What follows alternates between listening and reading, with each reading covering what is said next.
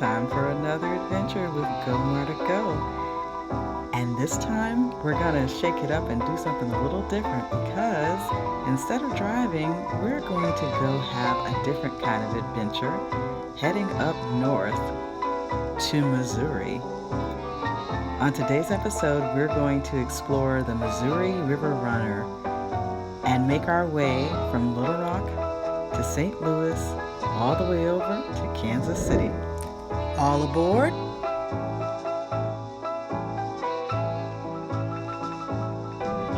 For those of you who followed along on these adventures so far, I'm based in Little Rock, Arkansas, and normally if you're going to go from Little Rock to Kansas City, it's a much more direct route, about 6.5 hours, if you take the straight roads, but I like the back roads in case you haven't figured that out yet, so I decided instead of driving, I would try hopping on the Amtrak, riding up from Little Rock, through the Mark Twain National Forest over to St. Louis, and then catch the Missouri River Runner from St. Louis over to Kansas City. I'm a little bit of a train nerd, so you guys are going to get a little history here. Little Rock Union Station, or MOPAC, Missouri Pacific Union Station in Little Rock, was originally built in 1872. It's burned and been back and burned and been back. What you should know is that in the 1990s, they moved all of the passenger service down to the basement, and that's where it operates out of, and that's what you're seeing in front of you right now. It's quite diminished from the grandeur of the whole building. This train also only has one northbound and one southbound a day under normal situations. Now it's every 3 days, I think, and my train was already 2 hours late on this particular trip, which is not unusual. Still, it didn't take away from the excitement of getting on this train.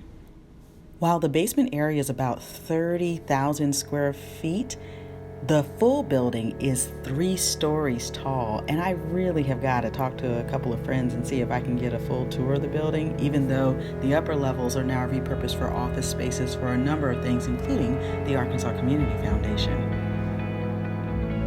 So you're really only seeing a little piece of what this station looks like.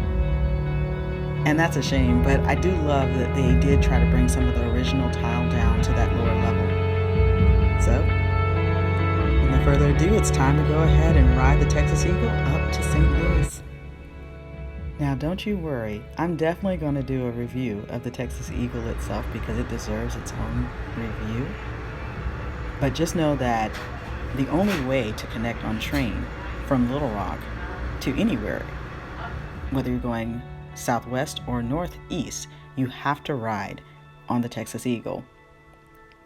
So today, I really wanted to just focus on letting you see how beautiful the sunrise is when you're heading northeast, going up towards Chicago, which is where the Texas Eagle ends. But we're only going to go up to St. Louis. The greenery along this route and on this day that I could not have asked to be more perfect because the weather was just amazing, just gives you this sense of calm as you're getting ready to head up.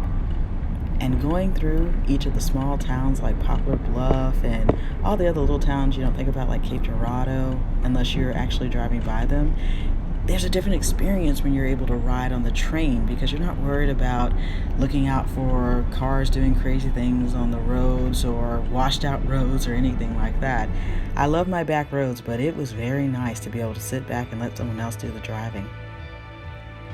And before too long, we were in St. Louis. Now, even though I adore the train, I need to make sure you all understand, as majestic as it is pulling in and seeing all these views, if you're a person who gets really shaken by not being on time, the train may not be for you, because at this point when we pulled in, we were already 2 hours late. And it was okay. One tip I will give you is that it is much easier with everything going on with COVID to just pay the extra money and get a sleeper car so you can be comfortable during those delays. Because if you are on the train and you're delayed and it delays into a mealtime, keep in mind you've already prepaid for meals while you're on the train. So it's just designed for you to have a much more comfortable experience. So I was traveling as a first class sleeper car passenger coming from Little Rock up to St. Louis because I've done my research and I talked to friends.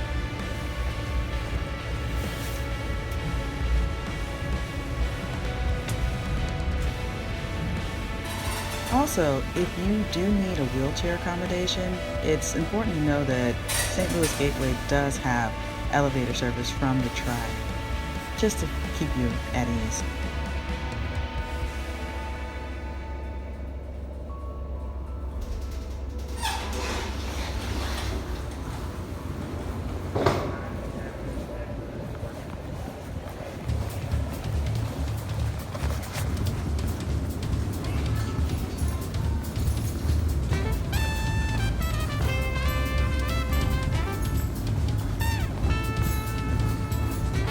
Coming into Gateway Station can be a little fun.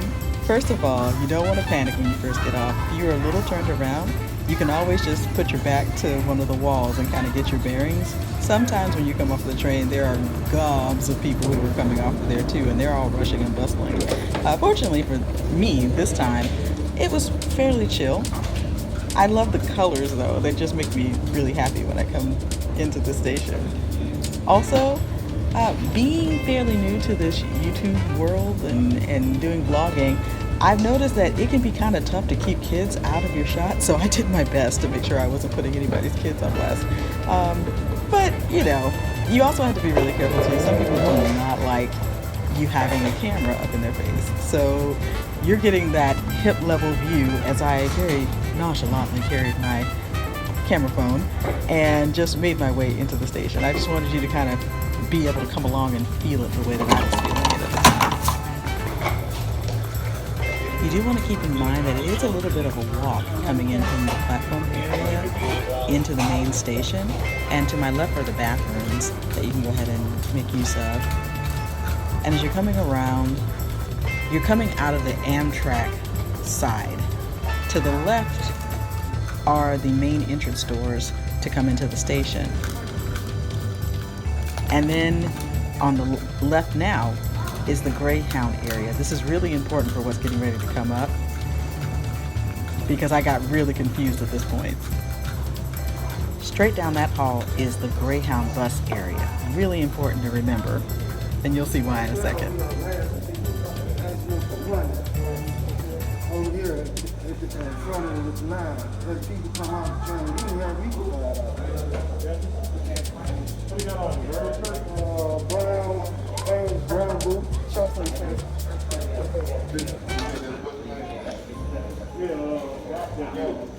Question. Y'all have a lounge in here, right? A lounge? Oh, the website said y'all had an unstaffed lounge. Okay, so there's no way to be able to check between layovers. I have like 6 hours. Okay. Thank you.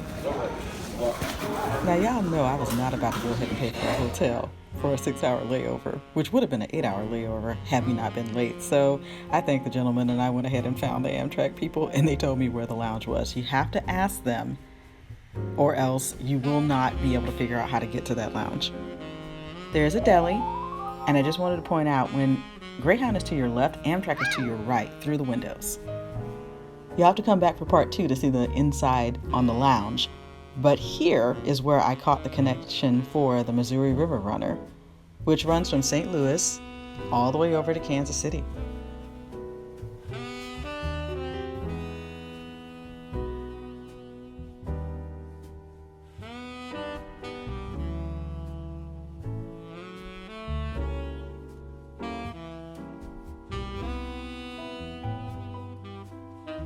On this trip, I also decided to treat myself to Amtrak business class for the first time because you don't have business class on the Texas Eagle, you just have first class and coach. Business class was a different kind of experience, let me tell you.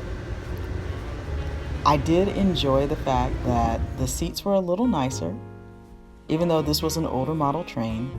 Everything worked, everything was very clean, people respected the social distance space requirements, and the views were fantastic.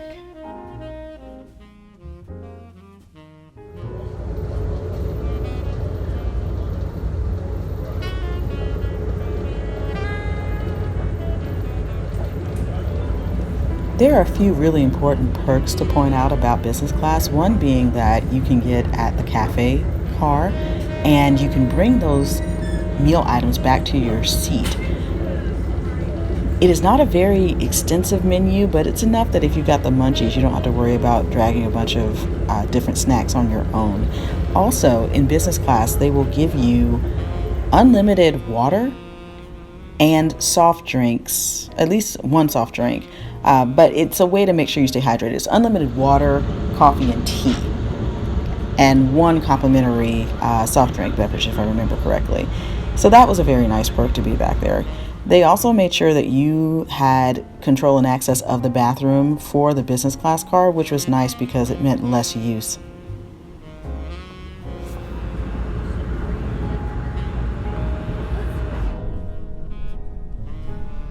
Yes, you know I love a good water view, and I didn't mind taking my time on this one. There's just something about water. It just calms me. It is very hard not to be relaxed on a train, let me tell you. It's one of the best things about riding on the train. Now, with everything going on with COVID, one downside to being in business class versus being in your own sleeper car is that you do have to have your mask on the whole time, except for when you are drinking and eating. And that was a little less comfortable than riding in my first class cabin, but it wasn't a bad trade-off because the business class car was not very full. One difference between the Texas Eagle and the Missouri River Runner is that the Missouri River Runner only has business class and coach class accommodations.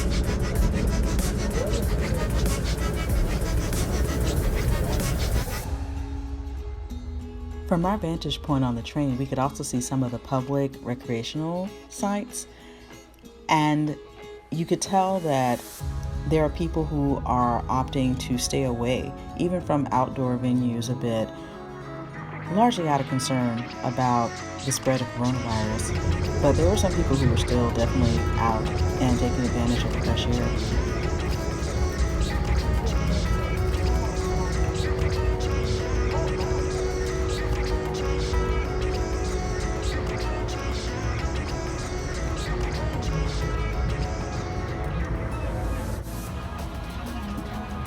Here's your fair warning. You're about to have another nerd alert. Nerd alert. The Missouri River Runner is really cool because it actually runs along the Missouri River, which a lot of people might think only affects or impacts Missouri, but in actuality, the Missouri River runs all the way from Missouri clean up to the Pacific Northwest. We were in the central prairie area of the river, but this is a very important riverway for the United States.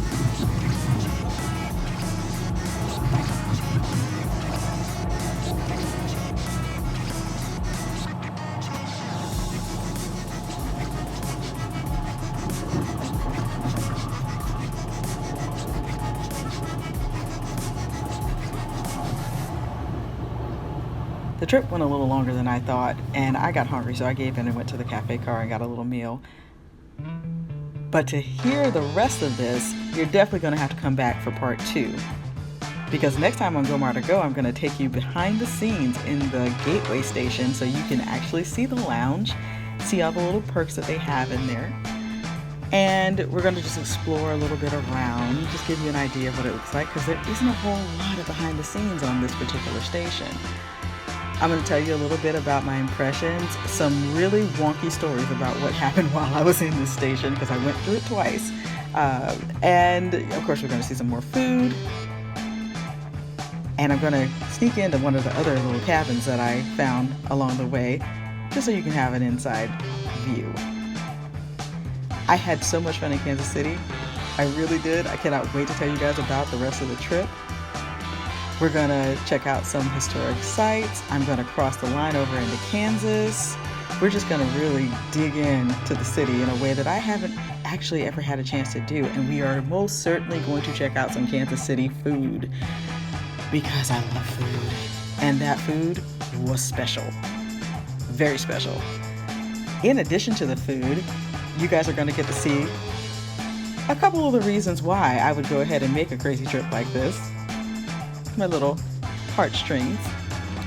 And I'm definitely going to give you a good view of the Kansas City Union Station. Because you might have heard me say, I'm a bit of a train nerd. And it is a gorgeous station.